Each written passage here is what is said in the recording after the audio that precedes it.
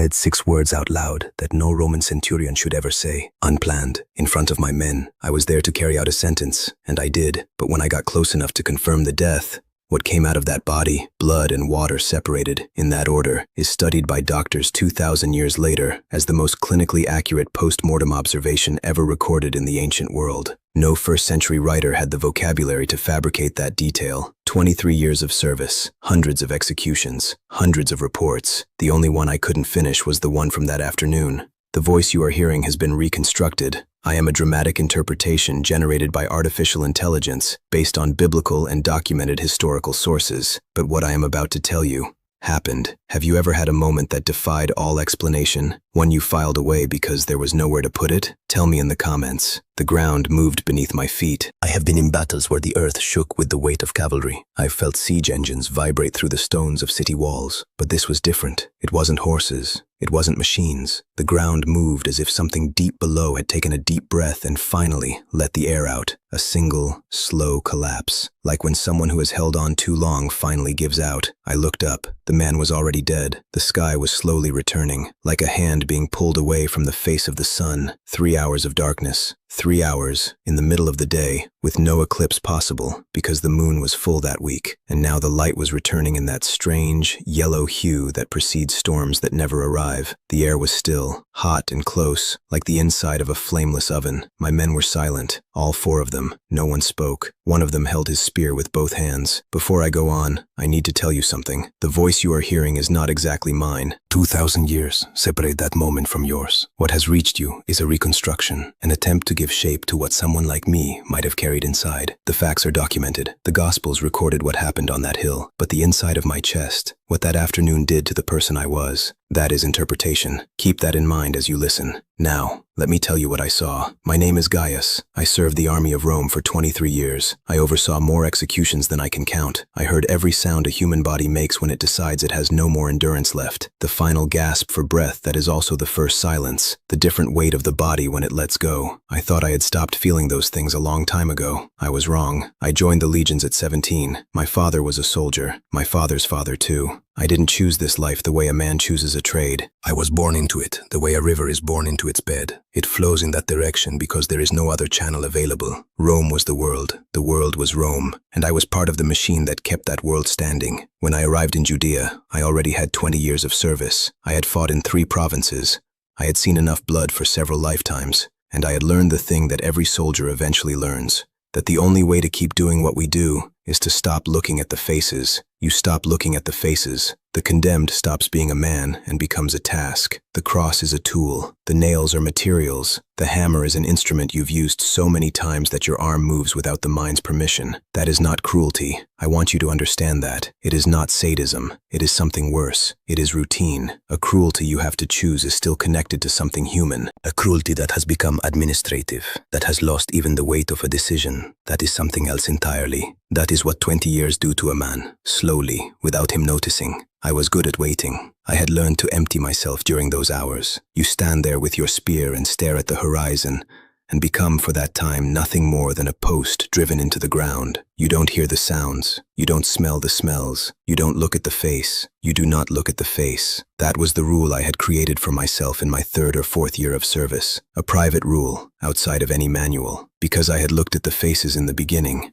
and it cost me my sleep. And a soldier who cannot sleep is a soldier who makes mistakes. So I closed that door. I never opened it again. That is what was already broken in me before that Friday. Not cruelty, not malice. Something quieter and far more dangerous. The absolute certainty that if Rome had put a man on that cross, Rome was right. That the law and the sword were the exact same thing. That justice and power occupied the same space, solid and eternal as marble. I had built my entire life on that foundation, and for 20 years it hadn't cracked. I was about to find out what happens when the foundation encounters something it cannot support. They brought him through the city gate in the morning. It was early, but the sun was already burning. April in Judea is unforgiving. The dust from the road rose with every step of the procession. The air smelled like the sweat of a crowd. For the roadside vendors, it was just another Passover execution, just another troublemaker being removed before the festival made things complicated. I had seen hundreds of condemned men walk down that road. Most wept. Some fought until the soldiers had to drag them. Some cursed Caesar, the guards, the very mothers who had brought them into the world that was now about to end them. One man, years before, laughed the entire way. I never understood that man. This one was silent. Not the silence of someone who has accepted death. I know that silence. It has a specific quality, an inward deflation, a shrinking you see in the shoulders and the eyes. This was something else. It was a silence that took up space, a silence I became aware of in the same way you become aware of the absence of wind when the wind stops. He had been scourged. We had done the job hours earlier in the praetorium.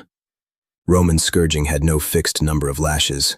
You stopped when the centurion ordered you to stop, and some centurions didn't stop easily. This one was bleeding through whatever they had thrown over his shoulders. He carried the patibulum, the horizontal beam of the cross, not the entire post.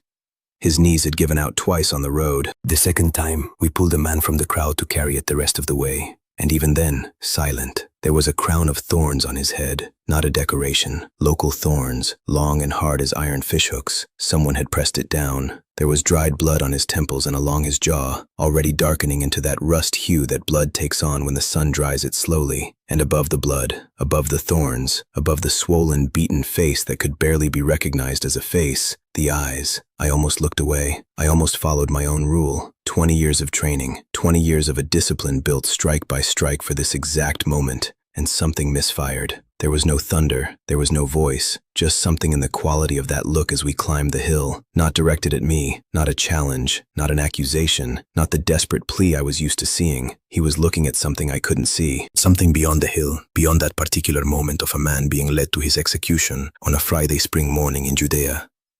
I returned to my post. I gave the orders. My men knew what to do. We had done it many times. The wood was positioned. The ropes were used first to stretch the arms. You locate the right spot on the wrist before the nail, not the palm. The bones of the palm cannot support the weight, and the smell of sun-heated iron mixed with fresh blood as the first nail found the wood. The hammer went up. And then, before it fell, the man opened his mouth. He prayed. Not for himself. I had heard men pray before dying. Praying is universal in the face of death. They pray for mercy, for their families, for a swift passing. This one didn't pray for any of those things. He looked up through the blood and the thorns and said, in Aramaic, something one of the Jews present translated for me later, "Father, forgive them, for they do not know what they are doing." The nails were not even finished yet. His arms were stretched over the wood. The blood was fresh, and he prayed for us. Them, plural, which included my men, which included me. I have carried a shield for 23 years and felt it absorb spears from men who wanted me dead. Nothing ever struck me like that pronoun. I said nothing. I stepped back. I told myself it was delirium. Extreme trauma produces strange declarations. I had seen it before. I filed the information away and returned to the orders of the day. Raise the crossbeam. Attach the titulus. This is Jesus, the King of the Jews. And wait. We raised the cross. Then came the garments. Roman military law was clear. The condemned man's property passed to the execution squad. The outer garments tore into 4 pieces without difficulty. But the tunic was different. Woven in one piece, from top to bottom, without a seam. Tearing it would make it useless. Someone brought out bone dice. I don't remember who won. Maybe I did. I wasn't paying much attention to the dice. I was paying more attention to the man than I had planned. Years later, someone showed me a passage from the Psalms, written, they told me, by King David, roughly 1,000 years before that morning. It said, "They divide my clothes among them and cast lots for my garment." The dice that rolled that morning were cited in sacred text before Rome even existed as a republic. There is no comfortable place to store that thought. I tried. It never stayed put. The darkness came at noon, not gradually. That is the detail I need you to understand. This darkness came the way a hand closes over a candle flame. One moment you have light, the next you don't. I have seen solar eclipses. An eclipse darkens and returns in minutes. This darkness stayed for 3 hours. And it was Passover week. The Jewish festival is calculated on the full moon, and the solar eclipse during a full moon is astronomically impossible. There was no explanation available in any manual I knew. I stood in the dark for 3 hours holding a spear I could no longer see. The sounds continued. Crying in the distance, voices from the crowd, lower now, the way people grow quiet when something ceases to be entertainment. The labored breathing of the man on the cross. I stood in the dark and thought about what I believed. Not deliberately. The thought arrived uninvited, the way a scent arrives. I thought, I believe Rome is just. I believe this sentence was just. I believe I am a soldier of a civilization that represents order in the world. And in that darkness, for the first time in 23 years, I couldn't make myself believe it. About the 9th hour, the man cried out.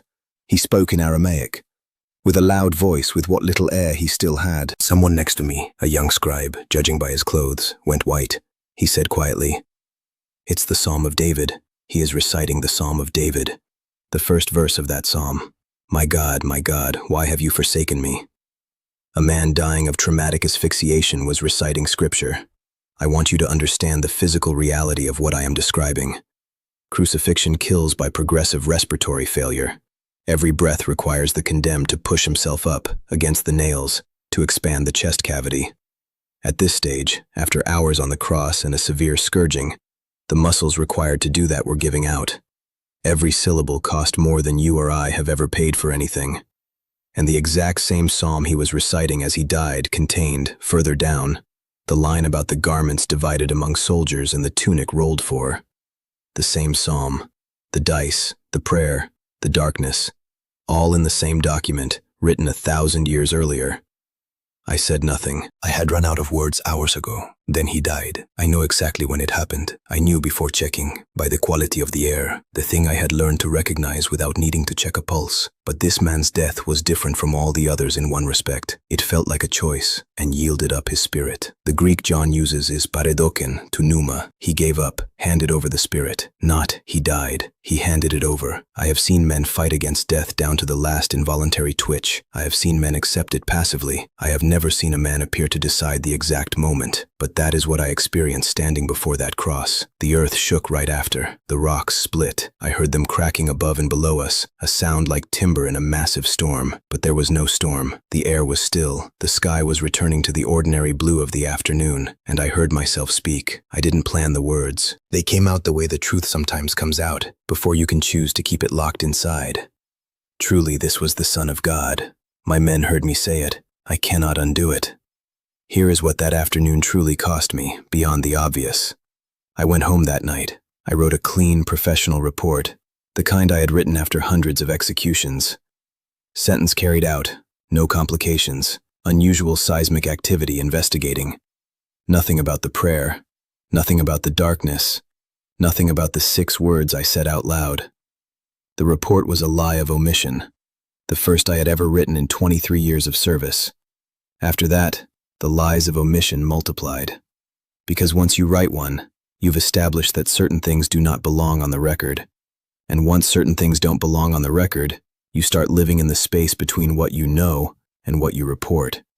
That space gets wider over time, not narrower. I couldn't explain to Pilate what I had experienced. I couldn't explain it to my men. They had felt something that afternoon too. I saw it in their faces at dinner, but none of us spoke, the way soldiers don't speak about things that break protocol with the mind. I was alone with it. 23 years of a life built on certainty, and I was alone with a truth that had no vocabulary and no community that could receive it. That is the weight I carried out of Jerusalem that night. Not guilt. I had done my job, under orders, within the law. Not fear, something I still cannot name accurately today. The closest thing, the irrevocable knowledge of something that permanently changes the scale by which everything else is measured. Once you know something like that, every other scale seems insufficient, and you can never go back to the smaller measurements again. That was the real cost, not what happened to me on the outside. What happened on the inside, on the way home, in a city that smelled of Passover bread and lamb's blood and the specific dust of a place where something had just ended. Or begun. I didn't know which, that night. I'm still not entirely sure. Years later, many years later, when there was enough time between me and that hill to see the shapes clearly, I began to understand something I didn't have the words to say on the day itself. God's presence did not ask for my permission. It didn't enter through the door of devotion, or the temple, or a faith I had never cultivated. It entered an execution site, through the perception of a man specifically trained to perceive nothing beyond the immediate task. It entered while I carried out orders that, under any rational analysis of the historical and political context, were legitimate orders within the system I belonged to. That troubled me for years, because I would expect an experience of that weight to come accompanied by merit, by seeking, by a prior openness. I wasn't looking for anything that morning, other than finishing my shift before the start of the Sabbath. And yet, the most powerful testimony about that man didn't come from any of the disciples who had followed him for 3 years. They fled. It came from the centurion who was there to kill him. I have thought about this many times, about what it means that the most documented confession that day, recorded in both Matthew and Mark, came from the executioner, not from the devotee, from the professional of death, as if the point wasn't that the most faithful had recognized something, as if the point was that the most unlikely could not help but recognize it. There is a difference between those two things, a difference that I, as a former soldier who spent 23 years evaluating the credibility of testimonies in military tribunals, can appreciate. A disciple who confesses is expected. An enemy who confesses is evidence. Now let me talk about you, not about history, about you. You didn't get here by accident. Something brought you to this specific account at this moment. It might be historical curiosity. It might be an already formed faith looking for depth. It might be an algorithm that has no idea of the weight of the things it serves. But you arrived. And I think I know a type of person who ends up here. It's the person who has never voluntarily set foot in a church, who has built their entire life on what can be measured, on what can be explained, on what has verifiable evidence, who thinks that religion is, ultimately, a sophisticated form of fear management. And they aren't entirely wrong about that, because a lot of religion is exactly that. But who, at some point in life, found themselves facing something they couldn't satisfactorily explain. It didn't have to be dramatic. It didn't have to be an earthquake or 3 hours of darkness. It might have been the death of someone that turned silence into a different substance. It might have been a moment of uncontrollable gratitude on an ordinary morning, with no cause proportionate to what you felt. It might have been a coincidence too specific to be dismissed as a coincidence, and which you dismissed anyway, because there was nowhere to put it. You stayed quiet for a moment that you still haven't completely processed, and then you went back to work, the way soldiers go back to work. That is exactly what I did on the way home that night.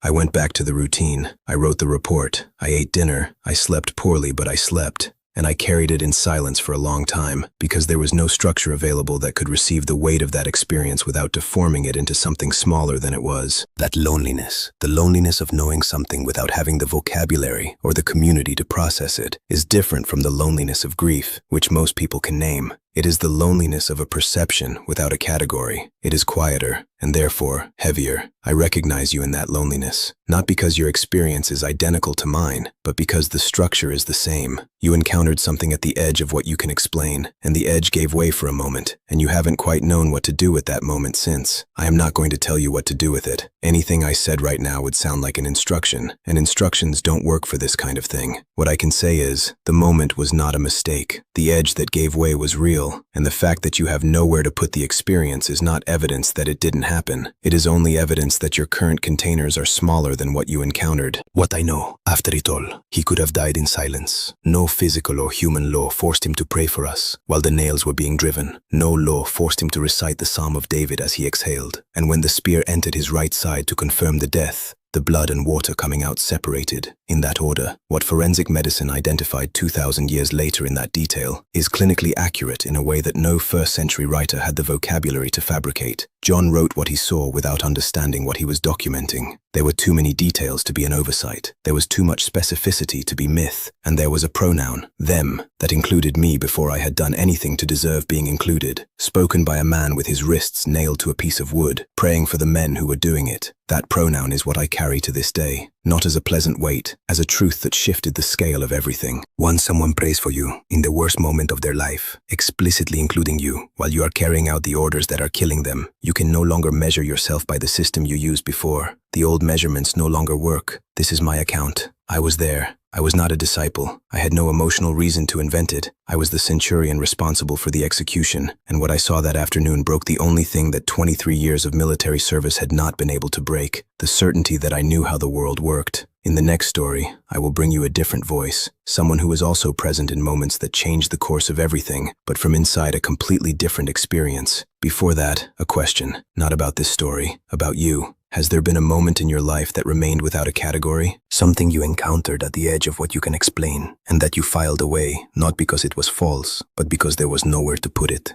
I stood in the dark for 3 hours without an answer, and the absence of an answer was not the end of the story. It was the beginning.